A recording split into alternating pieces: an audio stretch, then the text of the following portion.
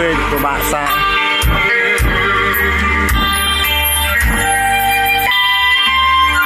អូលឹកហើយបងប្អូន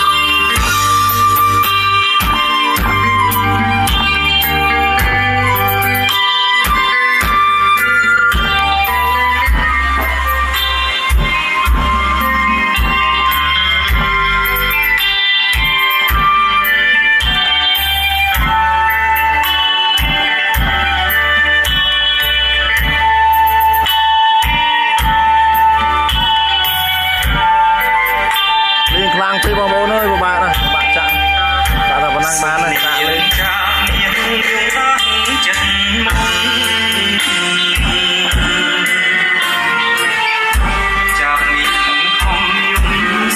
ទៅព្រៃខ្លះឌីបងប្អូនអរគ្នា